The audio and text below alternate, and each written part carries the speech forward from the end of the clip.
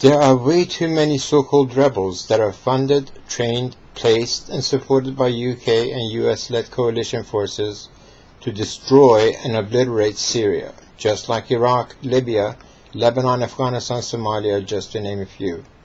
With all the propaganda sensationalist reports claiming that Russia is a war criminal, the free-thinking, analytical minds of people who have become cognizant of the scheming MSM and their masses' agenda to dismantle Syrian government for their own benefits is apparent and highly visible. Still to this day, I keep seeing posts and articles from people who are still in the habit of regurgitating the same terms, jargon, and description as is written and uttered by a shameless group of people who are nothing but more tools with which people are derailed, misinformed, and pitted against one another. And yet people led themselves down the path of shallow and empty road, void of any substance, proof, and evidence, while it is filled with the agenda of the Zionist regime. Russia's intervention in Syria, however, is justified. The sovereign nation of Syria is openly being dismembered by foreign states led by the US, joined by Syria's neighbors, Turkey, Israel, and Jordan, as well as the regional state sponsors of terrorism, including the despotic regimes of Saudi Arabia, Qatar, and United Arab Emirates.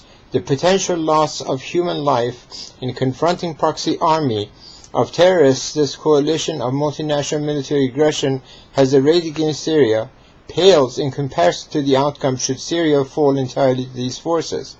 The perpetual chaos that has unfolded after America's successful dismemberment of Afghanistan, Iraq, and Libya are but warnings of the fate that could befall all Syria should order not be restored and Syria's sovereignty not protected. What's more is that for each and every nation US destroys, the terrorist organization and all accompanying infrastructure that fill the void left behind by the toppled government has an accumulative effect. The strength of these threats and its ability to project violence further increases exponentially.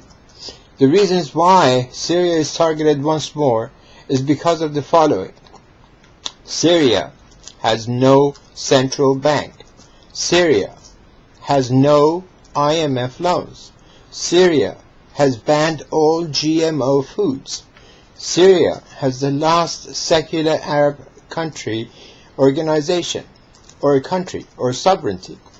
Syria plans to install pipelines for the newly found gas of both gas and oil direct to Europe and China.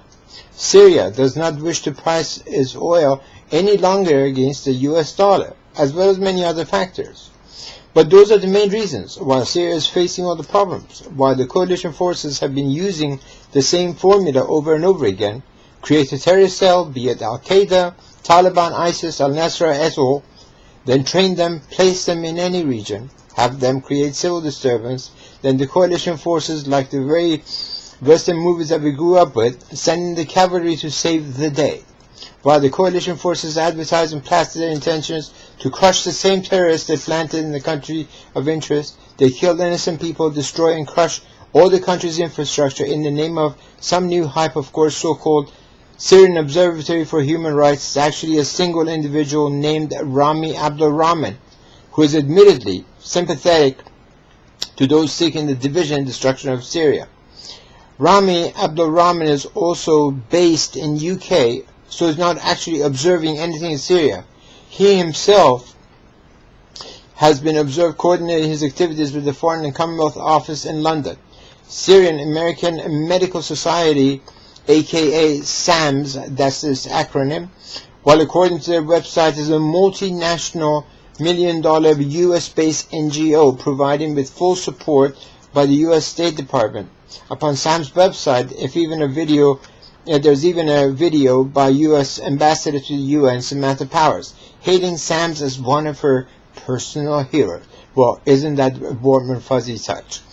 Like war on terror or war on drugs or some other nonsensical rhetoric, only which is targeted to keep the people worldwide misinformed, cut off anyone from sending in help to any of the innocent countries which have fallen prey to this huge warmongering entity. If you need examples, just look to Iraq, Libya, Palestine, Afghanistan, Somalia, Nigeria, Ghana, Congo, Chile, Argentina, Nicaragua, Panama, Haiti, Venezuela, and many, many other countries. Just do your own investigation. Don't rely on MSM or any other disguised outlets to force their agenda on you. Think for yourselves and help restore peace and harmony worldwide by becoming informed and standing up to the tyranny of the oppressors. If you think that this is a sort of a foreign problem, think again. This problem will come to a neighborhood close to you very, very soon if you do not stand up for the rights of others. Peace out.